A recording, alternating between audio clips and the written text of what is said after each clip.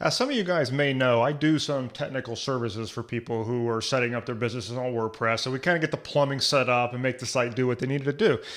Part of that is that sometimes I come across security plugins like WordFence and a bunch of other ones that are supposed to scan for malware and put a firewall up and all this kind of stuff. And I see it a lot of times by people who don't really know what they just installed. And so what I want to do in this video is I want to just answer that question.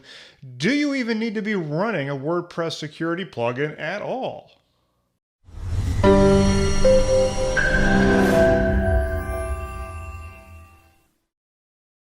So here's what usually happens is you've got somebody who just doesn't know WordPress very well. They don't understand the technicals behind it. They're not very technically inclined. When they look at hosting words, they don't really know what most of them mean. But yet they go out and they read some security articles and they hear about it. They're worried about things getting hacked on their website. Now here's the thing about articles written by security people is that security people are inherently kind of paranoid. I mean, they want you to basically install their security plugin, okay? And so they're going to scare you. Now, it's not a personality flaw on their part. It's literally their job to be paranoid. That's why their plugins are good, all right? The thing is, it can give you a false sense of paranoia because you think that everything is out to get you and that you need these plugins to keep you out of the weeds. It makes you feel as if going and operating WordPress without these plugins would be like trying to walk around without any clothes on.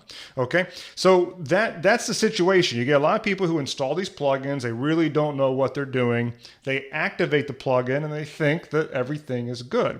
But then later on, they're kind of wondering, why are things not working the way they're supposed to? Why are search spiders possibly having a hard time indexing the site and you don't get any good search results? Why is some plugin that you just purchased and installing your site and it's just not working very well? Okay, it's not doing what it's supposed to do. Why is your site operating really slowly?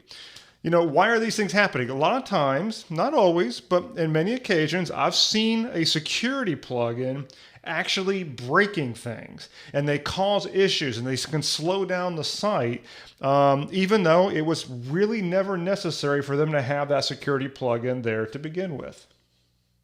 The truth about WordPress security is that it isn't as if WordPress by itself is some big security hole nightmare, okay? It isn't as if it requires additional plugins to keep it from being hacked. That's not the reality of WordPress, okay? So, but the thing to keep in mind about these security plugins is that they are sort of a secondary line of defense. They're there as a just in case. Okay, because the primary line of defense is what I'm about to show you, and it's actually way easier, way more. It's the stuff that a lot of people just tend to overlook because they're lazy or they got other things going on.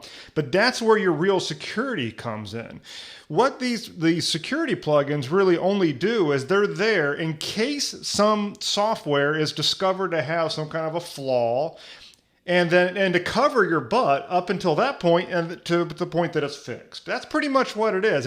But the thing is, when you have well-supported software and you have good hosting, the length of time between when the flaw is discovered and when it's fixed is usually not very long, okay, in most cases. And so, but that's really where these security plugins become the most handy. Generally, though, the primary line of defense comes down to the basics. So let's cover those right now. The first one is, of course, good, solid web hosting. Now, I use Cloudways, okay? I really recommend Cloudways to people. It's a little different than some of the other hosts, but in a good way. See, a lot of the hosts that bloggers go out and use tends to be the commodity, cheap, shared web hosting. We're talking things like HostGator, we're talking GoDaddy, we're talking Bluehost, those types of things. These environments, I have seen so many sites get hacked on them, it's not even funny. And it's because I'm not going to say they run an inherently insecure environment, although there probably are some issues there. But because there are so many people on these companies, on these servers, it represents a large target, okay? And so when these hackers are out there with their little software bots scanning for sites that have vulnerabilities, they can go to HostGator and Bluehost and they can start scanning. And guess who is typically on these companies? WordPress users who generally don't know what they're doing. Okay, those are the people who typically are going to end up on these bulk commodity web hosts.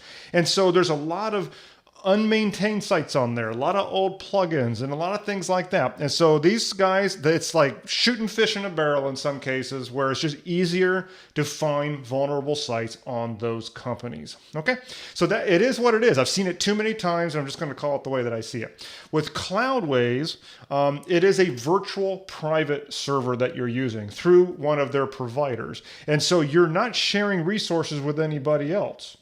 That's a big one. You don't have to worry about somebody with an unmaintained site that's on your server. That doesn't exist on Cloudways because your server environment is dedicated just to you and what you're doing. So that's a pretty big thing right there.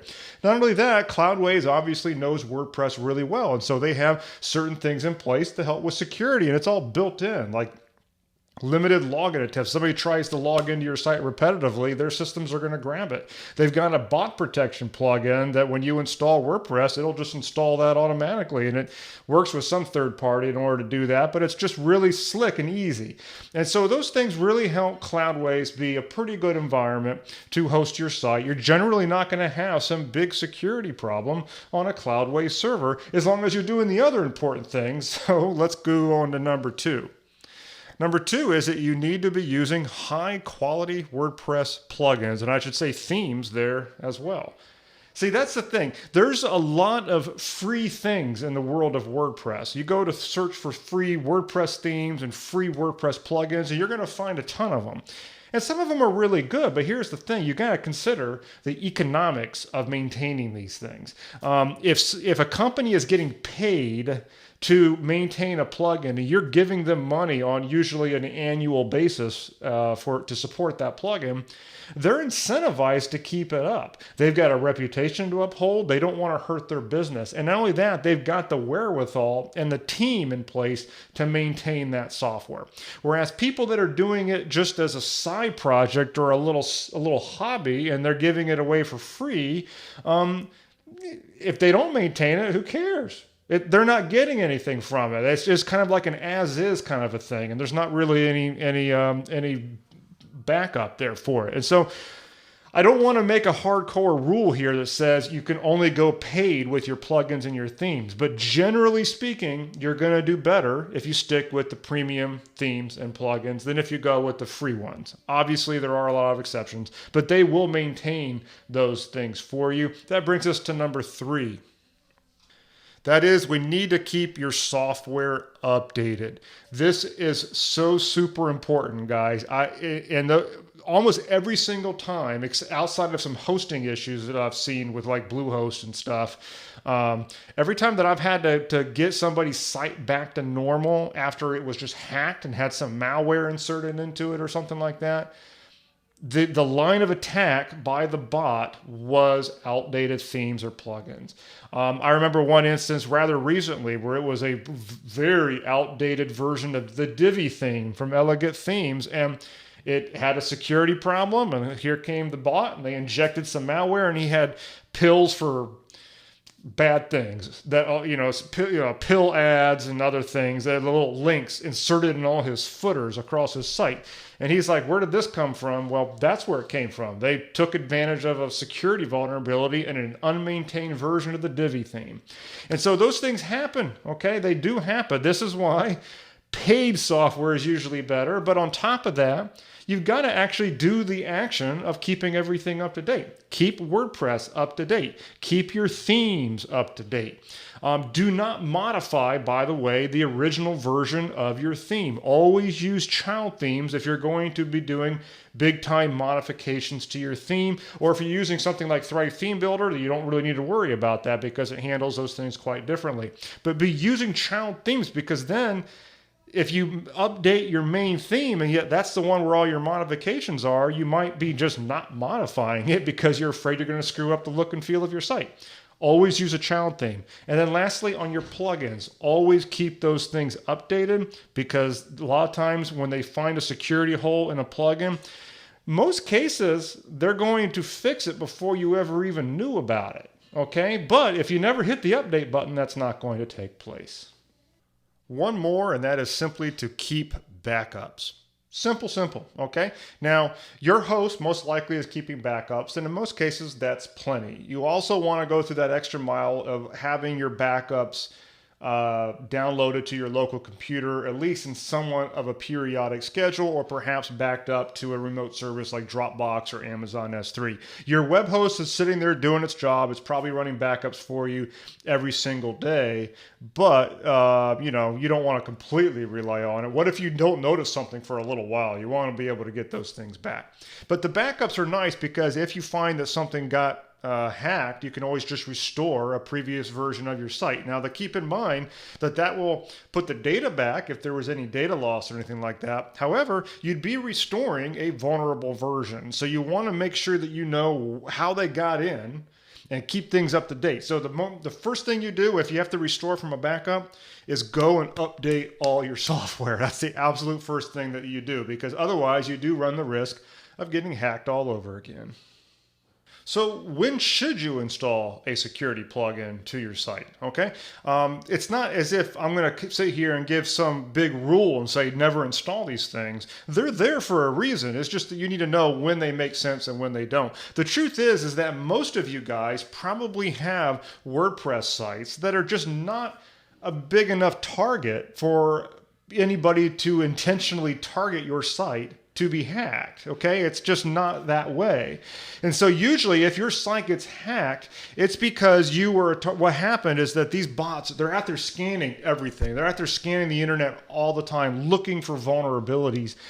And unfortunately, you gave them one, okay? And so all you need to do is make sure that you don't have those vulnerable ends. You don't give them an in, okay? And you do that by keeping your software up to date, having good hosting, and the basics that we just covered. And in 99% of the cases, just doing those things, you're never going to get hacked. You're not going to have a problem. On the flip side, if you've got a really busy website and where you have a big enough of a footprint out there on the internet where you think that somebody might actually want to target you and your brand specifically, or if you're in a controversial niche where just the nature of what you're talking about might make you a target, yeah, probably go ahead and put a security plugin on there as an extra measure, okay? It's not going to hurt anything. Now, when you do install a security plugin, do it with your eyes open. You need to know that you could break some stuff, so you need to know enough about what you're looking at in those settings to be able to know to set some exemptions in, know what to turn on, what to turn off. You need to know enough to be able to do that. You also might need to beef up your server just a little bit, because these security plugins sometimes do add extra payload to the site, and it can make your site slow down if you're not giving it more horsepower. Some of these security plugins are also constantly talking to remote services, or you have remote services that are coming in and pinging your site for various reasons. That adds extra overhead.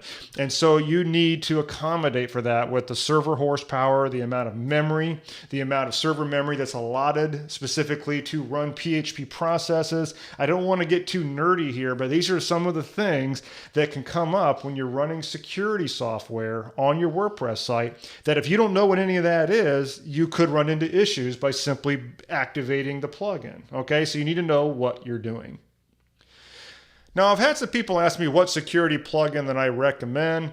I don't have a favorite, but I would say that if I was going to put one on, I'd probably go with WordFence. And it's just because WordFence is it's kind of a good WordPress standard when it comes to security, and it's a pretty well-trusted plugin. So I would say WordFence. You probably are going to want something to guard against spam, because that's definitely going to happen, especially if you have a comment system turned on. So Akismet, which is totally free, you can activate that and it will do a pretty good job of putting a filter on your comment form. The other thing that I've noticed is that if you were running a plugin such as Thrive Comments, a lot of times that right there really does a good job of alleviating your spam comments. And I don't think it's some superpower of Thrive Comments that does that. I think it's more that the underlying HTML for the form just looks a little bit different. Okay, and remember, these hackers, they're using, and these spammers, the people who are doing comment spam, or they're trying to drop links all over your site, It's not like they're targeting you. They're just littering the internet with software bots scanning for this form. And they find it and they just ping it. Like no human being is actually doing anything on your site. So all you got to do is make that underlying HTML form look a little bit different, and their bots don't see it for the most part. Okay? Same thing with contact forms. If you've got a contact form and you're getting a lot of spam through your contact form, it's usually because you're using a free contact form plugin that a lot of other people use, and these bots can just go out there and scan for the underlying HTML of that form. They see it, they pound it because they know there's nothing there to protect against it. A lot of times, merely by switching out to a more high quality plugin like Fluent Forms or Gravity Forms or something like that, it changes the underlying code and your spam problem just went away. Now, I would generally recommend that you don't use things like reCAPTCHA or making people do math problems on your contact form. It's sort of unprofessional and it's all really annoying. I know I don't like clicking on fire hydrants and buses and bikes. I hate it with an absolute passion. So why do that to other people? There are other ways around it. If you're getting a massive comment or a spam problem on these forms, a lot of times it's because you're using some free plugin because you thought it was going to do a good job, but all you did was give them a big target for their bots, and just change it out to something else and you're going to probably improve the situation a lot. Okay, so everything I just said here is my opinion. I don't want anybody to come to me and say, you said get rid of your security plugin, then I got hacked. You know, I'm not responsible for what you do on your website. I'm just giving you my opinion here. I think if you keep your software up to date, you use quality software on WordPress to begin with, you keep WordPress, of course, up to date, and then you don't use a piece of crap host where you got a bunch of inexperienced people just littering it with crappy plugins all the time, you're going to be fine in almost all cases. I just don't think you're going to have a major problem. And then you just alleviated the bottlenecks of having that security plugin installed. But if you're going to use a security plugin, just don't do it blindly. Don't come in there when you don't understand any of the geek stuff and you don't understand web hosting terminology and just think that you're going to activate a security plugin and never have a problem with it. It might not happen that way, okay? Sometimes they do break things and you need to keep that in mind. So that's my general advice. Make of it what you will. Talk to you later.